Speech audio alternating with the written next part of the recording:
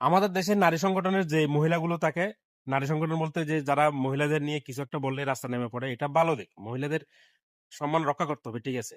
এই সমস্ত নারী সংগঠনের মহিলারা দেখবেন বেশিরভাগ হচ্ছে তসলিমা নাসরিনের মেন্টালিটির। যদি আমি একটু বর্তমানে ভাইরাল শব্দের সাথে যোগ করে বলি, তাহলে সমঝোতার ভিত্তিতে তসলিমা নাসরিন এরকম, বেশিরভাগ মেয়ে এরকমই।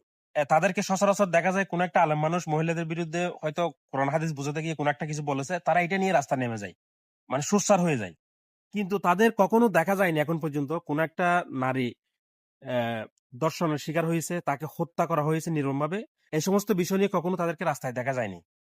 এই যে 14-15 বছরের একটা মেয়ে, বাচ্চা মেয়ে, তাকে কিভাবে পালাক্রমে দর্শন করে তার পিতার কোল থেকে এক প্রকার ছিনিয়ে নিয়ে হত্যা করা হয়েছে, কই তাদেরকে দেখা যাচ্ছে না।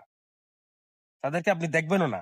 দেখেন দেখেন কোন একটা আলেম সমাজের কেউ কোরআন হাদিস বুঝাতে গিয়ে এমন কথা হচ্ছে, ঠিক আছে। যে কেউ হোক, নারীর বিরুদ্ধে কোনো একটা কথা বলতে গেলে আপনাকে ভাই একটু ঠিকঠাক মতো বলতে হবে, ঠিক আছে। মানুষের স্লিপ অফ টাং হয়ে যায়, কথা বের হয়ে যায়, ঠিক আছে।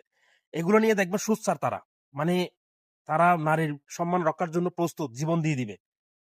কিন্তু নারী যে ধর্ষণের শিকার হচ্ছে, ধর্ষণের মতো এমন একটা জঘন্য অপরাধের শিকার হচ্ছে, এবং দর্শকরা কিছুদিন পরে জামিনে বের হয়ে যায় যদিও তাদেরকে ধরা হয়। এই সমস্ত কার্যকলাপের বিরুদ্ধে কিন্তু তাদের কোনো অ্যাকশন থাকে না, তাদের কোনো কার্যক্রম থাকে না। এরা হচ্ছে ওই যে তসলিমা নাসরিনের মেন্টালিটি, এরা হচ্ছে মানে সবসময় হচ্ছে ওই যে আলেম সমাজের, সবসময় হচ্ছে ইসলামের বিরুদ্ধে তাদের হচ্ছে অবস্থান।